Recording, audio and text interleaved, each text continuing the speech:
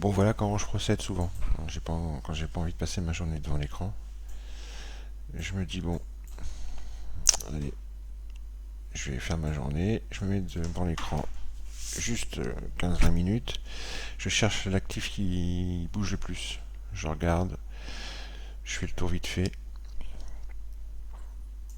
je vois le YM, il bouge pas.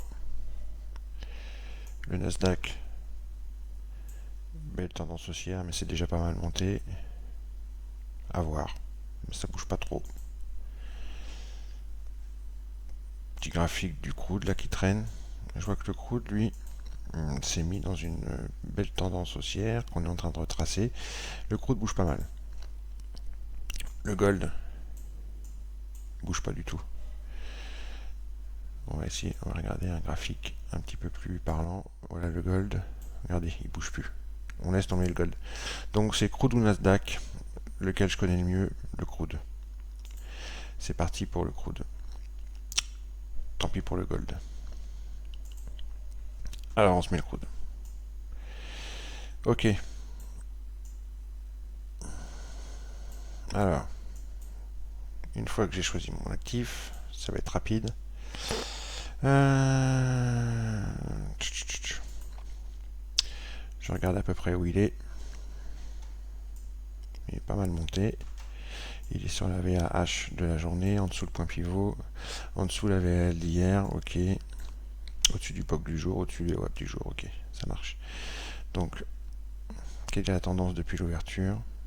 Baissière. On a un retracement, à peu près 60% de la baisse, ok.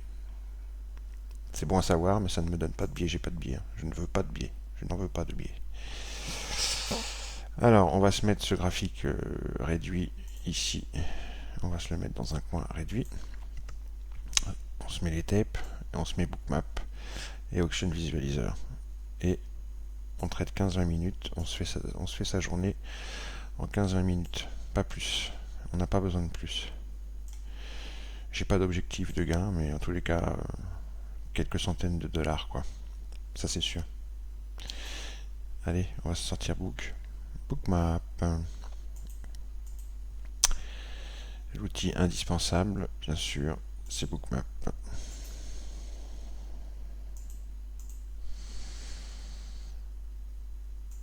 Je pourrais ne trader qu'avec lui, si je voulais.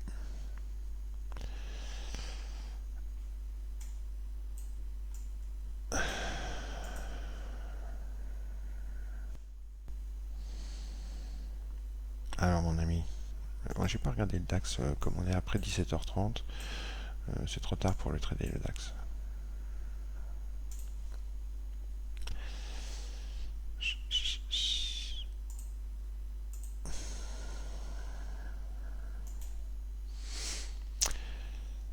Ça m'arrange que ce soit le crude qui bouge un petit peu plus, parce que c'est lui que je connais le mieux.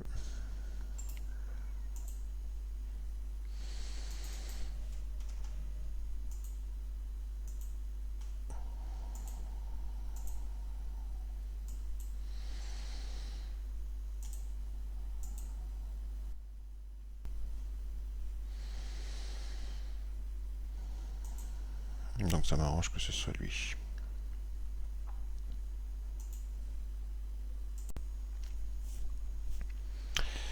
Allez, on n'a pas de temps à perdre.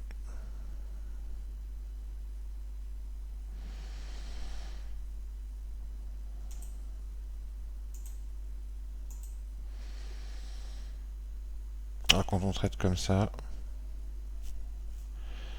on prend des petits scalps.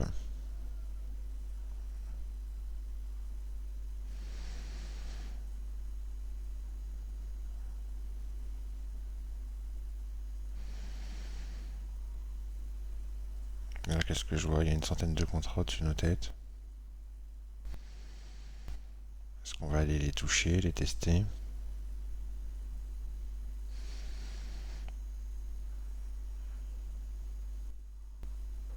Pas mal de vendeurs.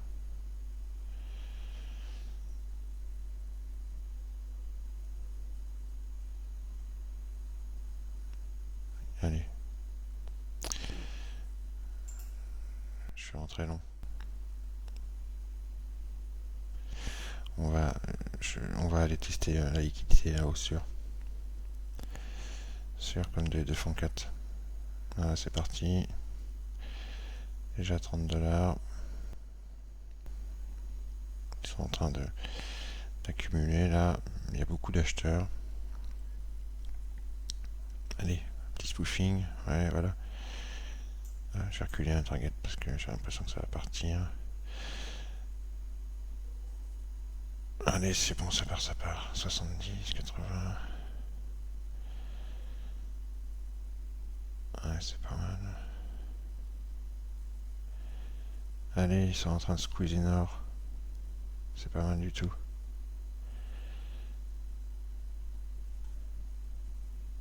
Les acheteurs sont très agressifs, regardez. C'est pas mal, c'est pas mal. On va peut-être avoir juste un trade à faire, mes amis. Juste un trade, ça va suffire. Ça se pouffe pas mal sous les pieds. Allez-y, spoofez, mes amis. Regardez, il y a un bel iceberg là. 76,90 contrat sous les pieds avec un iceberg. Allez. Venez sur 59,50 et je saurai, j'ai fini. Beaucoup de vendeurs, regardez les vendeurs. Mais on rajoute énormément de limites, donc on les laisse pas passer. Regardez. 271 ventes au marché et plus 164 limites qui ont été rajoutées pour pas les laisser passer.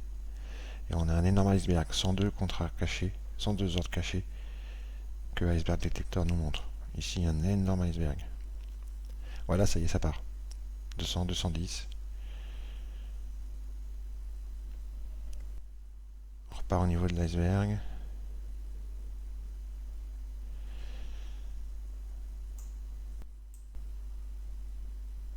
Les vendeurs, on les empêche, on a rajouté énormément de limites. 297 limites ont été rajoutées là. Plus 32 ici, plus 34. Ils sont très agressifs, mais ça passe pas. Regardez l'iceberg, là, 212 contrats, l'iceberg. 212.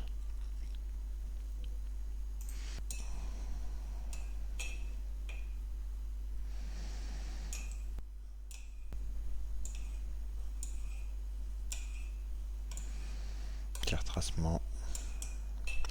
Aucune raison de sortir pour l'instant. Hein. Belle zone d'absorption des ventes. Les acheteurs vont venir derrière. C'est une question de patience. Il faut être patient.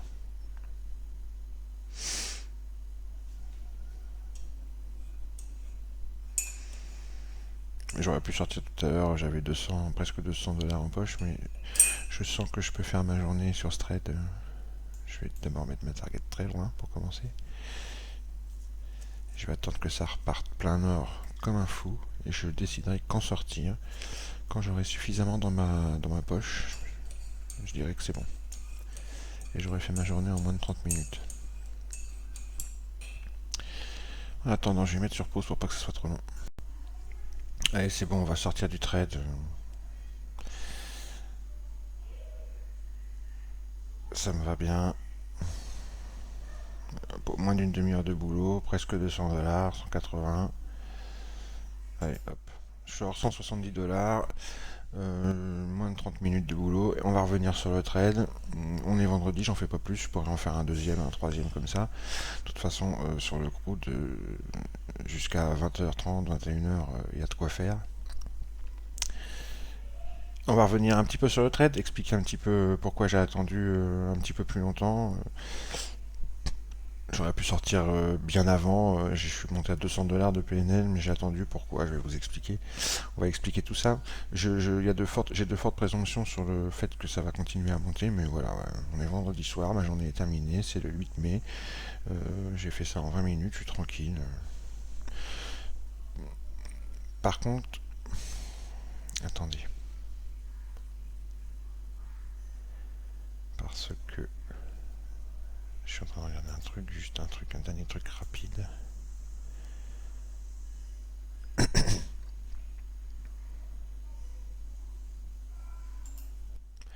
Un short rapide. Un short rapide, mais très rapide. Hein. Je vais chercher très peu, vous allez voir.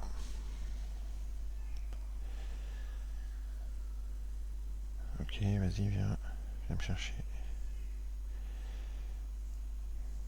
Viens me chercher.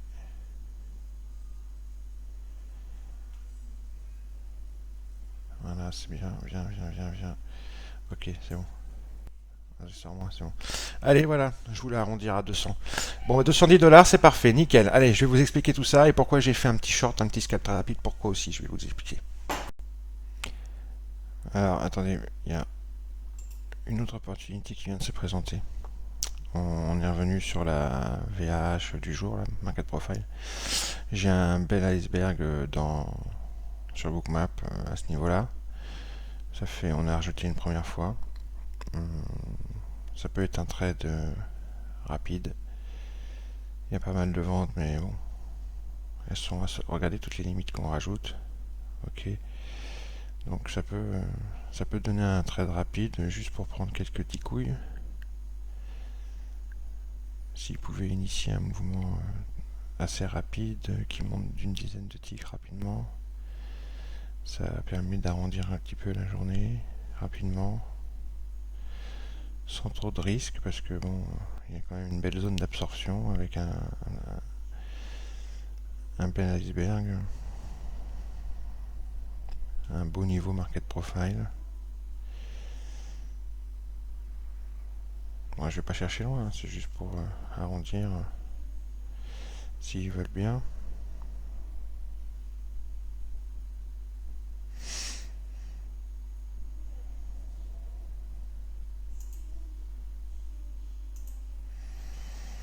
Voilà, 30 $, 40, 50, 60. Je suis pas gourmand, moi. Hein. Je vous l'ai déjà dit, hein. 70, ça m'ira très bien. Voilà, c'est fait. 280 pouilles. 280 pouilles, ça me va. Allez. On va revenir sur ces 3 petits trades. Alors, on va revenir un petit peu sur ces 3 petits trades qu'on a pris.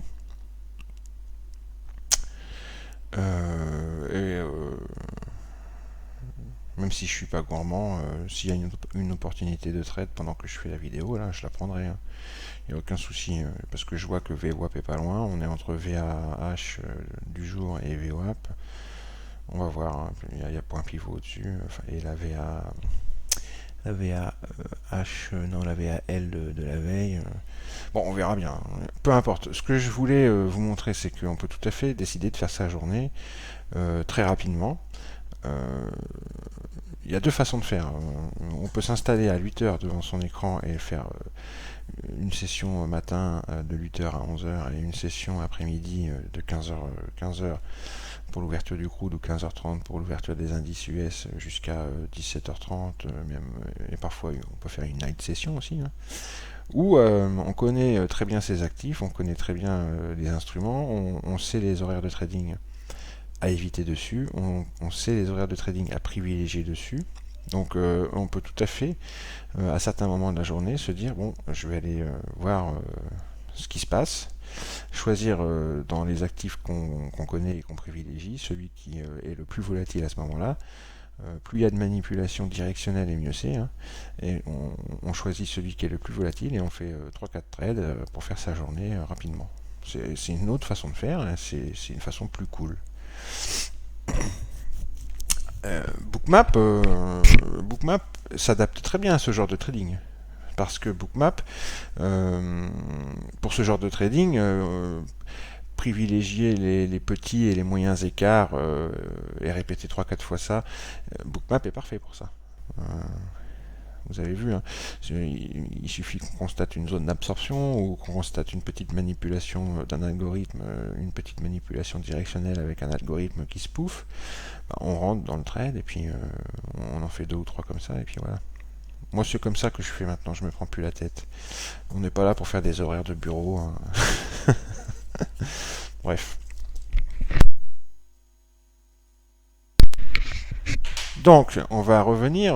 Donc, vous avez vu la façon dans ces cas-là, ce que je fais, je passe en revue 3, 4 ou 5 actifs que je connais bien. Là, j'ai regardé le gold, j'ai regardé le crude, j'ai regardé le Nasdaq, j'ai regardé le mini-do. J'ai choisi le crude parce que c'est celui à cet instant qui bougeait le mieux, qui bougeait le plus et qui était le plus intéressant en termes de price action, en termes de volatilité et en termes de ce qui se passait dans le carnet d'ordre. Il y avait une belle zone d'absorption. On était sur un niveau qui était intéressant. À ce moment-là, c'était ici. Alors je vais sortir mon petit outil magique.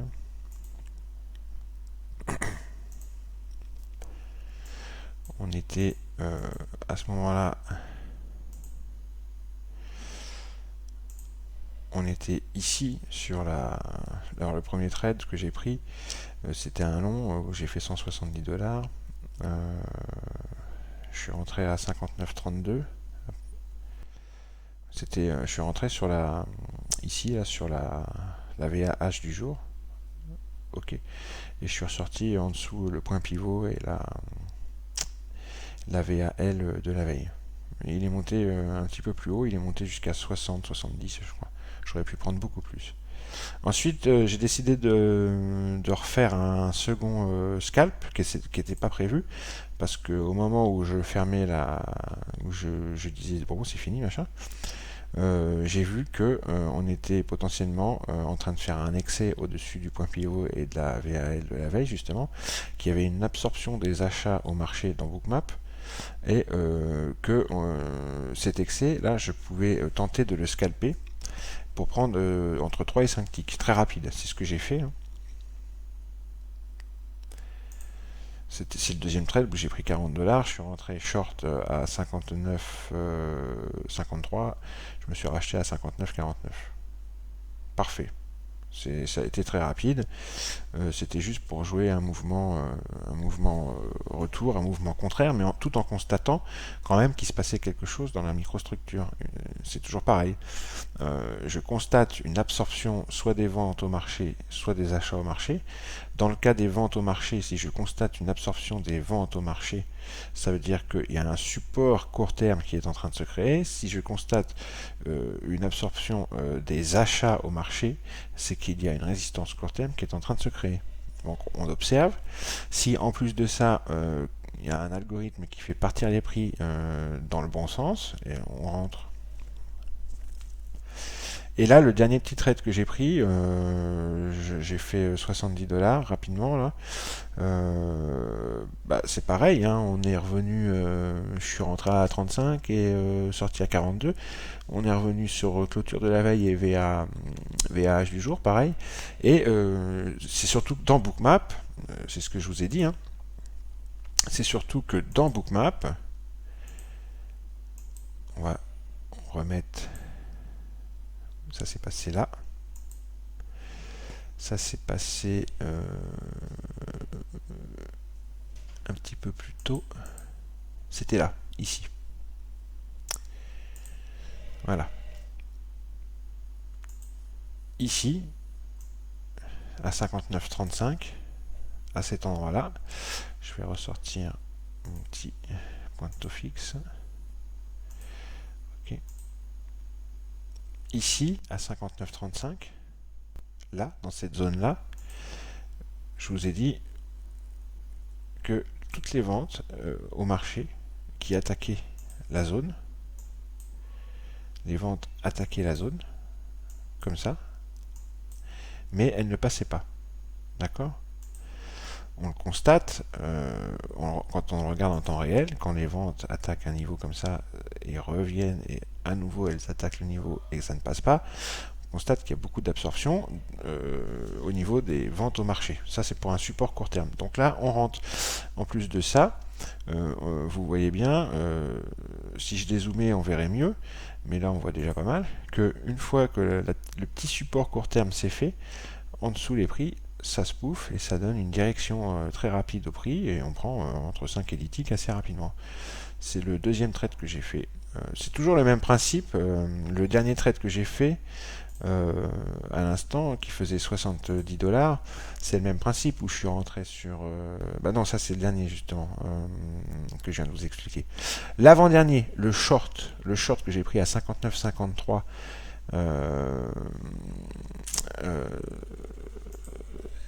pourquoi je l'ai pris, c'est pareil, c'est le même principe. On était dans cette zone-là, ici, si mes souvenirs sont bons, Euh, voilà, il me semble que c'était là, ici, ou ici. Je ne sais plus. C'est un de ces trois endroits-là, en tous les cas. Euh, et vous voyez, c'est pareil. On a beaucoup de ventes, d'achats au marché, là, cette fois-ci, qui attaquent le niveau. On a même un excès ici, ça rejette. On voit très bien que ça ne passe pas et que ça rejette. Donc, on fait un scalp rapide. Euh, Surtout quand on a un niveau au-dessus. Hein, j'avais point pivot et VAL de la veille. Donc souvent ils essayent de le casser, ils font un petit excès et puis il y a un petit retracement. C'est mieux de constater que quelqu'un essaye de renvoyer les prix. Hein. Et là c'est ce qui s'est passé là par exemple. Hein. On voit que les achats essayent de passer, ils font un petit excès, mais c'est pas un vrai breakout parce que tout de suite on remet de la pression ici. Vous voyez, là, là, là, là, et ça repart tout de suite et on fait un scalp rapide. Là, on voit moins de choses. On voit qu'il y a une absorption des achats au marché, mais c'est moins évident de le prendre là parce qu'il y a moins de manipulation derrière pour faire baisser. D'accord. C'est bien de constater, en plus d'une absorption, une manipulation pour faire partir les prix dans notre sens. Là, par exemple, c'est parfait ici. Ici, c'est parfait. Les achats au marché, boum, tapent ce niveau-là. Ils sont tous absorbés. Et derrière, on voit du spoof là. Regardez ces espèces de petits codes barres qui font baisser les prix. Tac, tac, tac, tac, tac, tac. Donc ça, c'est le deuxième trade que j'ai pris. Et puis le premier, ben, vous avez vu, hein, je suis rentré sur VAH, j'ai pris un long. Pourquoi? Parce qu'il y avait une belle zone d'absorption. Alors là, elle était magnifique. Alors je suis rentré sur le premier. Le premier, je suis sorti à 49 et je suis rentré à 32 sur la VAH. Donc le premier, il était vers 17h30, un truc comme ça. Voilà, ici. C'est cette zone-là qui m'intéressait. Vous voyez? La zone d'absorption ici à 59,32 était très très intéressante. Ici, il y avait une cassure de cette zone, un retour. Et ce retour, ici, on voit une belle absorption. Tac, tac, tac, tac. Ici aussi. Alors je ne sais plus si c'est là que je l'ai joué ou là. En tous les cas, les deux endroits sont bons. C'est cette zone-là que j'ai pris en tous les cas. J'aurais pu, ouais, je suis rentré par là. Et si mes souvenirs sont bons, c'est monté. J'aurais pu sortir. À un moment, j'étais à 200 $ de PNL. C'est redescendu, puis c'est remonté. J'ai dû sortir par là. Vous voyez, c'est toujours pareil. Absorption des ventes. Support court terme qui se forme. Et derrière, boum, les prix sont manipulés. On manipule les ordres de marché pour initier, on allume la mèche, on initie un mouvement rapide, on spoof, on manipule aussi les ordres limites, on spoof en dessous et les prix montent.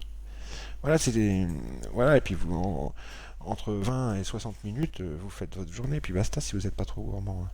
Là, vous voyez, ça ne bouge plus par exemple. Là, on voit, en bas à droite, vous voyez, ça ne bouge plus, il n'y a plus rien d'intéressant à faire, c'est terminé. De toute façon, on est vendredi, basta, c'est le 8 mai, terminé. Mais on voit que ça ne bouge plus. Voilà, voilà. Tout simplement.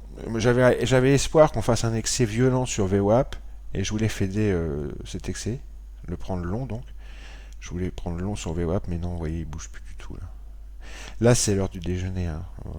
Alors après, entre 15h et 17h sur le crude, vous aurez des beaux mouvements. Après, ils vont manger.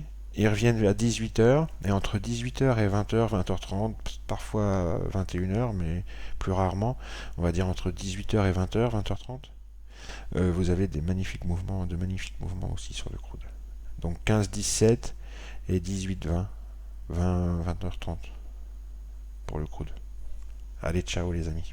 À plus.